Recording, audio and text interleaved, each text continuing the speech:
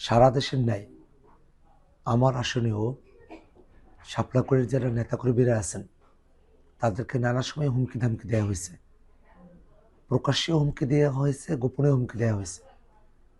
আজকে বিকেলবেলা হঠাৎই আমার ফোন নাম্বারে একটি অপরিচিত নাম্বার থেকে কল আসে এবং তিনি অশ্রাব্য অশ্লীল গালিগালাজ করেন, প্রাণনাশের হুমকি দেন, আমার পরিবারকে কেটে ফেলবে, মেরে ফেলবে, ইলেকশন হওয়ার পরে দেখে নেবে, এই ধরনের নানা ধরনের ভয়ঙ্কর হুমকি প্রদান করতে শুরু করে।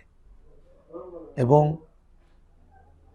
এরকম ধরনের ঘটনাগুলো এর আগেও ঘটলেও এখন এই নির্বাচনের সময়টাতে প্রাণনাশের হুমকির মতো ঘটনা সত্যি আমাদেরকে ভাবিয়ে তোলে।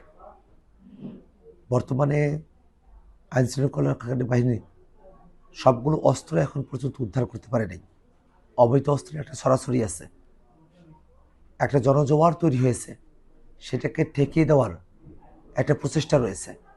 এমত অবস্থায় একটা সুষ্ঠু নির্বাচনের জন্য আইনশৃঙ্খলা রক্ষাকারী বাহিনীর সর্বোচ্চ সতর্ক ভূমিকা আমরা প্রত্যাশা করি।